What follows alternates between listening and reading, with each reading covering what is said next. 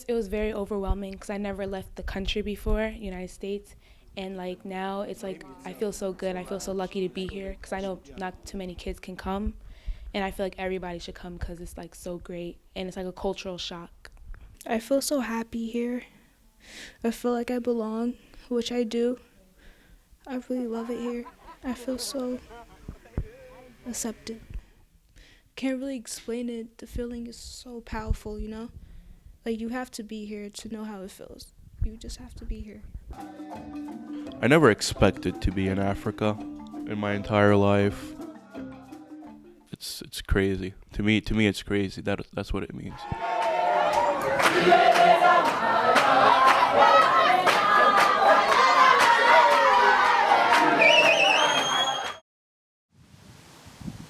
What I liked about the camp in KwaZulu-Natal was that it was raw. There wasn't anyone there to like filter. There wasn't any like security, I want to say. And you get to meet kids from like all over, not only from all over Africa, from all over the world, and make connections. But you also get to meet kids, that vary in different socioeconomic levels, and really it's better than learning it from a textbook. You're having conversations with these people and building bridges, having connections, and it was very good. I was kind of overwhelmed because I never been around like tribal kids, tribal people before. But then I started warming up to like their dancing, their singing, and I really started to like it. The camp was in the province of KwaZulu-Natal, so naturally it'll be a high amount of kids from the local area, but kids came from provinces in South Africa such as Limpopo, Eastern Cape, Free State, West Cape. But not only they came from South Africa, there were young people there from Canada and Brazil, and I mean I would have never expected to see other people there, but I'm happy I did because we get to share that experience together. I like the activities that they provided. Like, we were always busy every minute. Like, there was never a boring moment, so I really liked that part. And we played like group bonding games, and it was really nice. We had the outdoor activities. I really liked it because we really got to see the environment that we're in, the geological aspect, and you see all the nature, and it's really different from back home. I like the obstacle courses and the water slide, and looking at it, it's not that different from like a camp back home.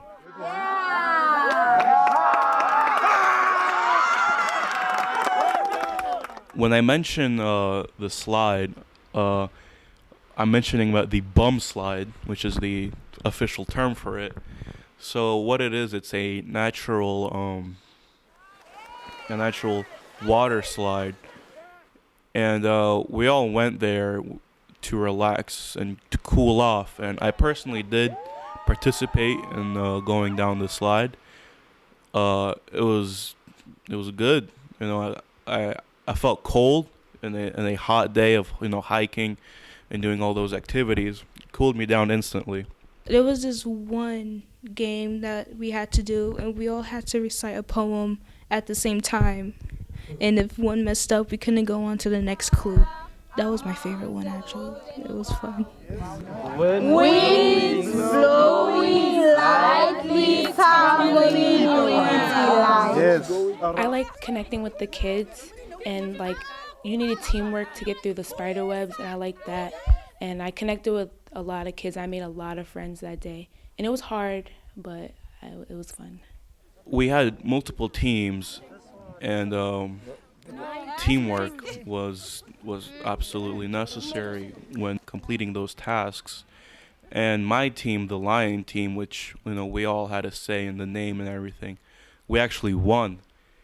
And it's a great euphoria and happiness when you and kids from like thousands of miles around the globe, they look past that we might have some cultural differences. They don't care, and we all concentrated our energy into winning those competitions in the camp.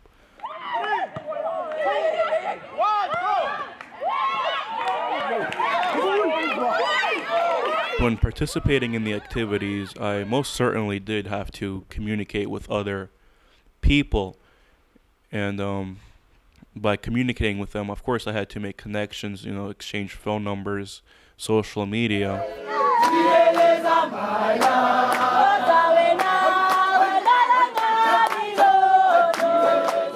So singing in games were a crucial part in the day, and honestly, I never would have thought that it would be so prevalent where with basically every single activity, all of the kids, they got together and they started singing.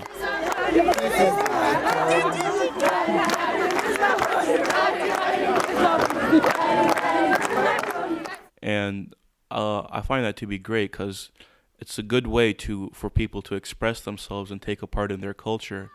And it strikes me as being, very just interesting to see something so exotic, and like these people, they have so much energy. It's completely unbelievable. No matter what time it is, they still group together and have their cultural dances. I started to sing some of the songs when I started to catch on to what they were saying. It's really nice, and I'm really impressed by how they just sing when they're waiting or something. It's really cool. I like it.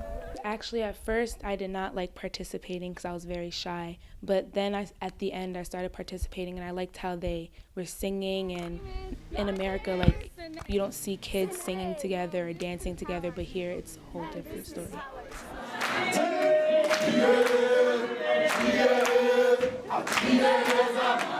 Yes, on the cultural event day, we introduced ourselves by saying our different languages. Like, there was a person from China, and she said ni hao. Me and my friend Aaliyah, we said wagwan from Jamaica, and there were so many other languages people did. And then the other kids from Africa, they did their ways of representing their provinces by dancing, doing poems, singing. It was great.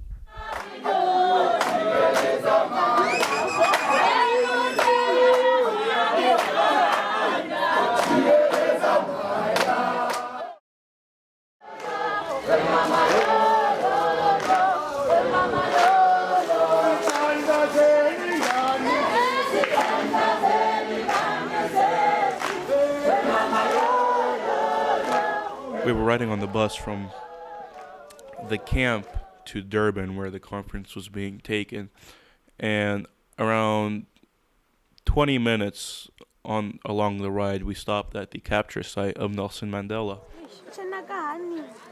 What you do is you walk down this timeline. It's basically like the long walk to freedom, and at each spot, each year, it's a different fact about Nelson Mandela and his journey.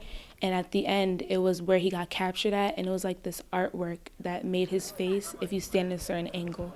And in the inside, in the museum, it's showed all the sayings and all the facts about during the time when he became president of South Africa, I believe.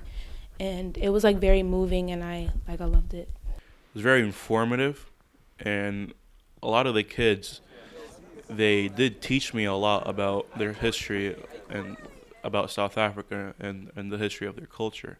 So I really did enjoy that stop.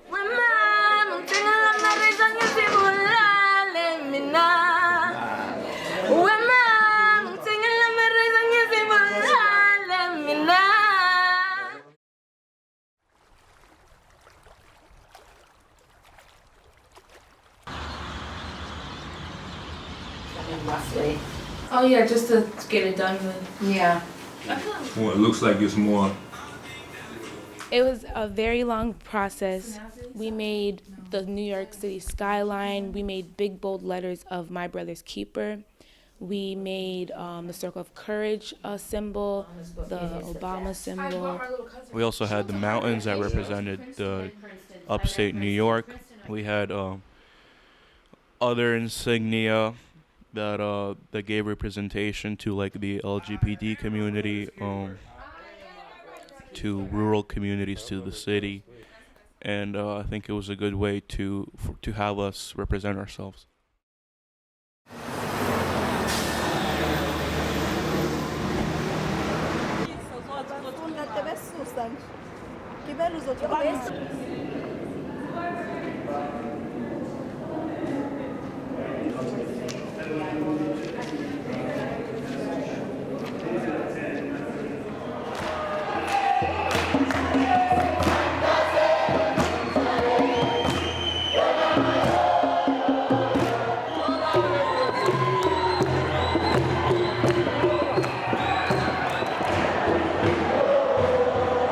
It was overwhelming, but in a good way, though. I don't know how to explain it. Like, you just had to be there with the kids walking in and being proud of their province and just singing their hearts away. It was really cool.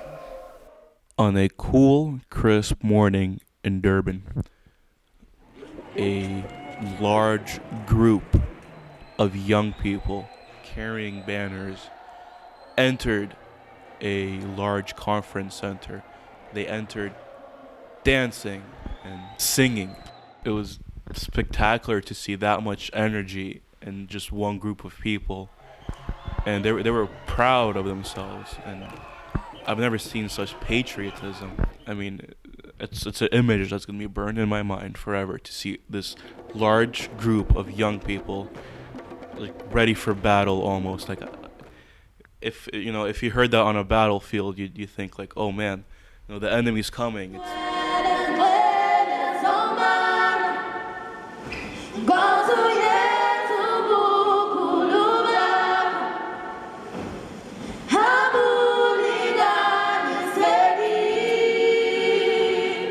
Each province, they would go up and speak in their language and speak poems and stuff.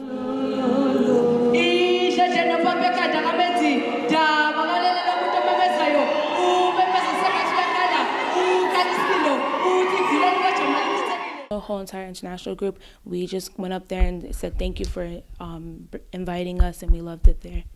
We wanted to take the time to say thank you to UNICEF, to the NACCW, to all the partners that made this event possible, and to the child and youth care workers for the vital work that they do in this country and around the world.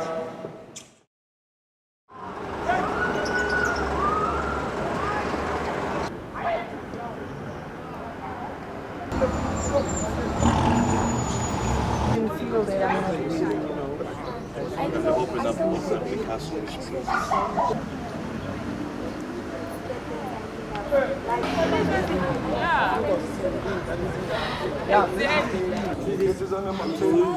What does it get you under the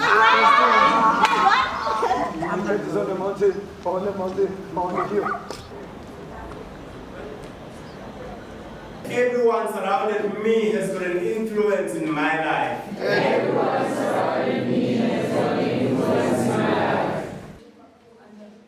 You don't know what somebody's going through, and you have to be careful what you say before you say it, or you gotta know how to speak to people, because you don't know what they've been through, you don't know what they're going through. And I feel like that place that they were at was like a free area for them to be at, and it's just like a breather, like an exhale. We need to have those discussions, It's important for us to have those discussions. But before we do, we should like have a trigger warning or something. I don't think it's a South African thing, I feel like it's a youth thing, because we go through a lot as youth. We go through things that we shouldn't be going through, but unfortunately, it's just life. We can't really control what happens to us, We just gotta control how we react to it.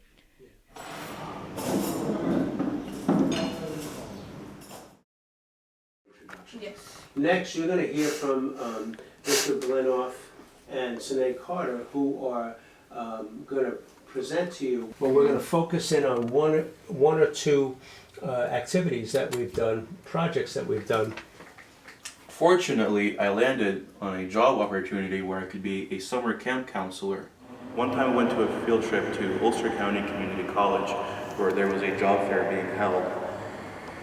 And in that very job fair, I had the opportunity to apply for a job that I actually got accepted to as a camp counselor at Camp Ramapo in New York. And without Go Beyond Greatness, I'm sure I wouldn't have had that opportunity. We saw how the UN works, and we learned certain skills to that are required to get a job as an international relations worker. One of the most exciting things we did was record a hip-hop track at Practice Worldwide recording studios in New York City. When it comes to technology, we visited a lot of companies in the digital marketing and software development. One of those companies was Uber. We went to the Uber headquarters in New York City. Now I'm gonna ask you guys a question. What do you guys know about Uber? What's the first thing that pops up to your mind?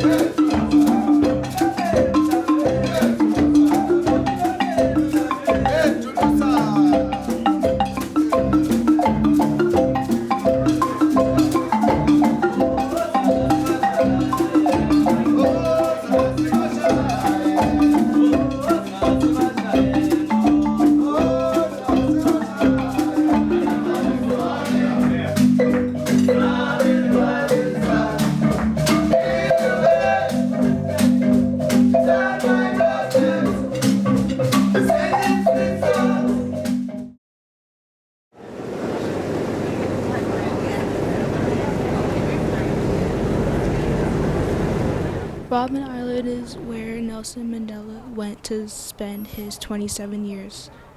It was powerful being there. So I felt privileged to walk on the same ground as he walked on. My mom with my sister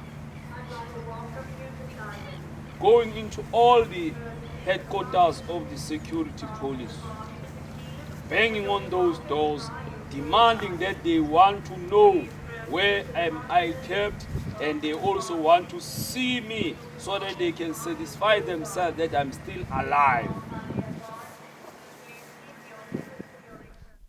I felt so grateful and so happy to be there because I was learning and learning and learning everything that the instructor was telling us. I just brought it in, and then now it's I have it in my head, and I just love learning about it. Make you walk through a mortuary, through a mortuary, and then as you go through the mortuary, you'll see two steel beds. You know those steel beds? Knowing that in the next few moments, you'll be lying in one of those beds as a dead person. And then, of course, eventually, through some trapdoor, and then you'll be hanged. It showed to me how people of color in the apartheid era were treated, and I got to see firsthand the unfairness, and it really made a dent in me that people had to be treated like that, and the world just watched. It's been going on for decades. I got to see the cell of Nelson Mandela, which was, I mean, if I had to live there, I'd just go insane. And to think that somebody lived there for 20 odd years, which is longer than I've been on this earth, it's mind-boggling. It's not vegetable. It's not something that nourishes the body. It's just bread. That's the difference. Table Mountain is one of the 7 wonders of the earth, and I never thought I would be exploring one of the 7 wonders of the earth, so I felt so happy to be there. It was very beautiful seeing the city, the ocean. It was just so nice seeing everything from up at that point. I was scared because I thought we were doing that, but just watching the people just jump off, it was like, I don't know, it was cool watching them, but I wouldn't do it.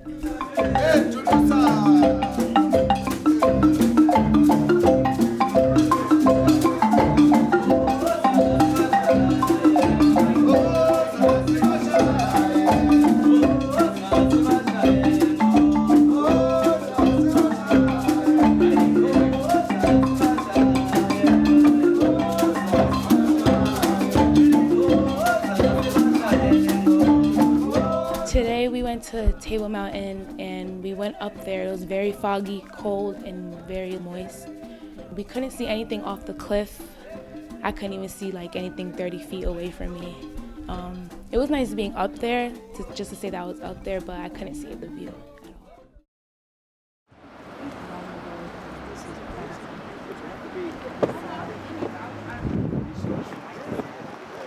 We went to Cape Point. We went to see penguins, and the penguins were so cute, and the way they wobble, it was mad cute.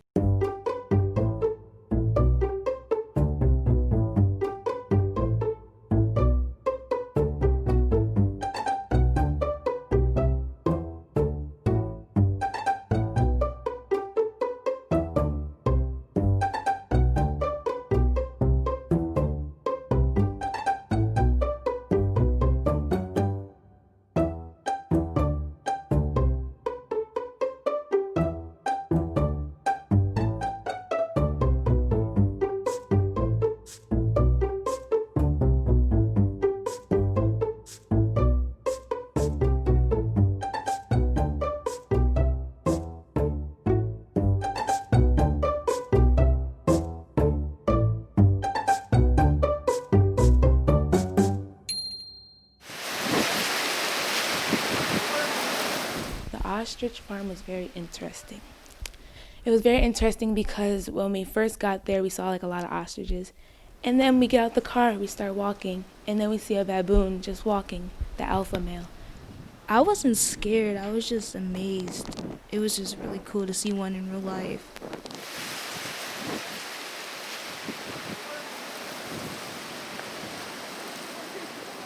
And then we fed them after the ostriches, and like the way they get the food is like very harsh. It's like they want it, but they have no teeth, so it doesn't hurt. They use the ostriches after they die. They use their skin for like leather. They use the eggs to sell them, right? And to eat them, and they use their meat to eat and to sell.